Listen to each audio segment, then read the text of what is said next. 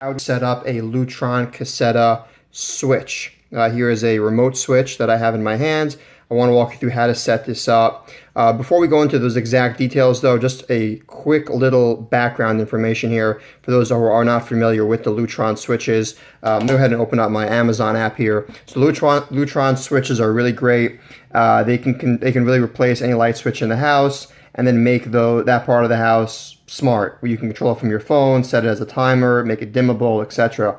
They're really cool, a little pricey, but if you only do it for the main areas of the house, it can be pretty affordable. I wouldn't necessarily recommend changing every switch in the whole house. It's probably not needed. These switches, they go for the kit that comes with the hub and 2 switches and 2 remotes is up here for $160 on Amazon.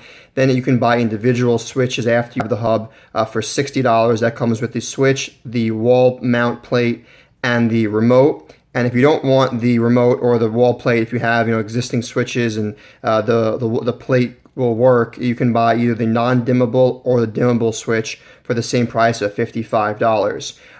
So going back to the remote option, if you do buy a switch with the remote, I actually thought the remote has to then be used with that switch. So if the switch controlled your kitchen lights, then the remote would also have to control your kitchen lights.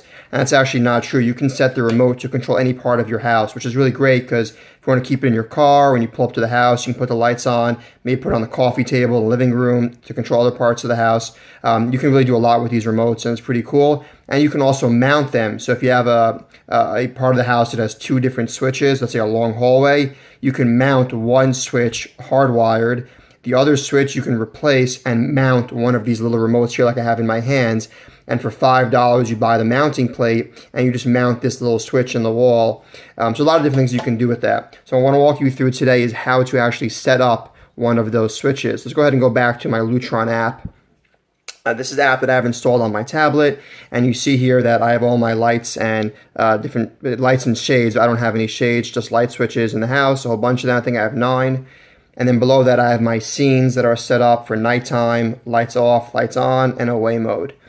To add a new device, whether it's a switch or a remote or anything else, you just click on the little gear icon in the top left corner and then click Add Device. And here are different options of things you can add. We're going to go ahead and click the second option, which is Pico Remote. And it's going to ask me to hold down the bottom button of the remote for about 10 seconds. Once it finishes, you'll see the app will register and ask us to give it a name. So let's just say I want to make this my dining room light remote. So I'll just call this dining room lights.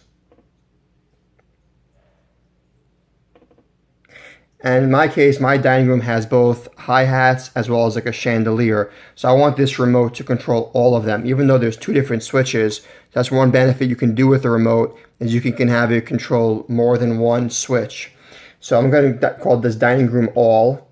And the next thing it asks me is which lights do I want to have this remote sync to. So I can choose all the lights in my house if I wanted to. I'm just going to choose my 2 dining room ones.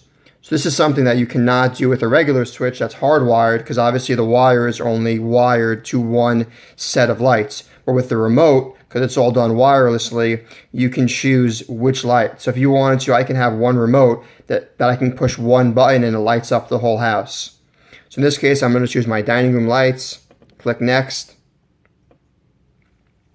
It's going to go ahead and save it, and then we're done. Click the little check in the top right corner. Now if I go to all my lights, you should see that my dining room is here. Some of the wording gets cut off on this screen, but if I go to more and you see my lights, I can click, let's go back here and scroll up to dining room all on the very bottom there. It should be on the bottom of the list. And to show you that this works, if I click the on button on the switch, and I go back, you'll see my dining room lights are now in blue. If I click off on the switch, now my dining room lights are off. So that's a little tutorial about how to set up your Lutron Caseta smart remote switch, as well as some of the benefits of using these remotes.